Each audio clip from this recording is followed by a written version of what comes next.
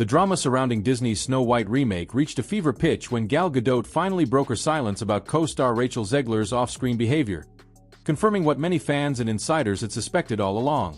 The long-anticipated fairytale reboot, meant to be a celebration of Disney magic, instead became a headline-fueled trainwreck that exposed deeper cultural divides, production tension, and a clash of egos that derailed one of Hollywood's most expensive live-action reimaginings. At the heart of the chaos was the sharp contrast between the two leading ladies. Zegler, known for her fiery opinions and unapologetic approach, seemed more interested in reshaping Snow White as a feminist political manifesto than honoring the original. From calling the 1937 classic weird, to describing the prince as a stalker and boasting that her Snow White wouldn't be saved by any man, her interviews sparked outrage. Instead of excitement, longtime Disney fans felt alienated, like the magic was being stripped away in favor of social commentary. Meanwhile, Gal Gadot, the picture of quiet professionalism, watched the unraveling from the sidelines. Cast as the evil queen, she stayed composed and positive, expressing appreciation for the classic story and avoiding divisive commentary. While Zegler's interviews ignited daily online firestorms, Gadot's calm responses and subtle shade earned her admiration from audiences who felt she was the only adult in the room. Behind the scenes, however, things were far from magical. Reports began to surface that tensions between Gadot and Zegler were not only real but impossible to hide. Insiders noted the tension during press junkets, Gadot seemingly trying to rein in Zegler's comments, offering classic lines like, "We're honoring the story," while Zegler dismantled it in real time. Soon, Disney pulled back on joint appearances, citing scheduling, but fans knew better. It was damage control. What was once passive-aggressive turned over when Gadot, in interviews, began dropping subtle but unmistakable jabs. When asked why she took the role of the evil queen, she said she loved stories about good and evil told in a simple way. No names were mentioned, but the message was loud and clear: not everything needs to be reinvented. Meanwhile, Zegler continued to dominate headlines for the wrong reasons, tweeting, "Free Palestine," amid the Israel-Hamas war, while Gadot, who served in the Israeli military, received online threats and vitriol. The off-screen political divide between the two only added fuel to an already smoldering fire. The situation escalated further during the film's Oscar season press tour. Backstage sources claimed Zegler made a sarcastic quip about Gadot, "Thank God I don't have to work with her again." While it wasn't caught on camera, word traveled fast, cementing the narrative that the actresses couldn't stand each other. A previously filmed panel interview clip showing Zegler interrupting Gadot mid-sentence resurfaced and went viral, as fans began documenting the feud like it was a reality show. And Disney, they scrambled. Red carpets were dialed back, press appearances carefully curated, and promotional interviews edited to remove awkward interactions. Yet fans noticed. TikToks and Reddit threads dissected every clip, eye roll, and side glance. Hashtags like #NotMySnowWhite and #TeamGal trended. Late-night shows even joined in, joking about how the evil queen was more likable than Snow White. On set, things were no better.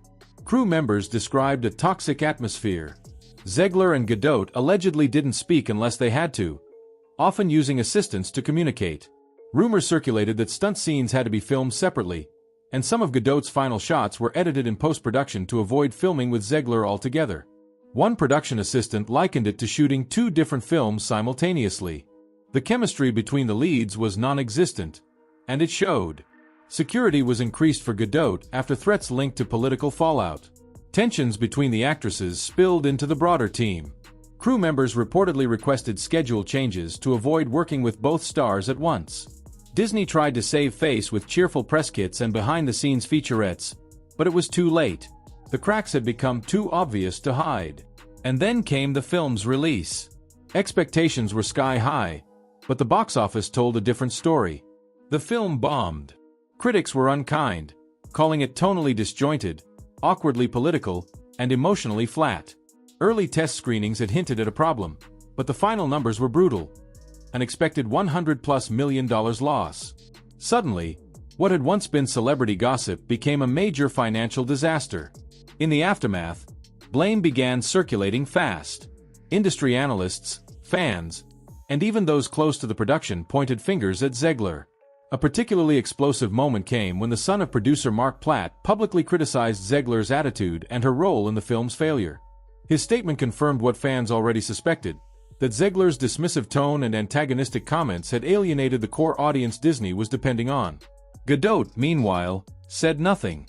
Her silence during the fallout only enhanced her reputation. She was widely praised for staying out of the mess, focusing on her performance, and protecting her brand. Even those who hadn't been fans of hers before began to view her as the unsung heroine of a doomed project. Zegler eventually posted an apology, but it was too little, too late. Critics called it performative. The damage was already done. Studios reportedly began reconsidering future projects with her, viewing her as a risk. Her star, once rising fast, had dimmed significantly. Meanwhile, Gadot's career showed no signs of slowing.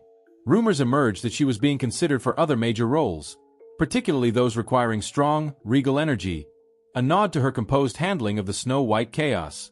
The final takeaway? Snow White wasn't just a remake, it became a cautionary tale. It highlighted how quickly a promising production can unravel when off-screen drama overshadows the story. It showed how attitude, professionalism, and respect for the audience matter just as much as talent.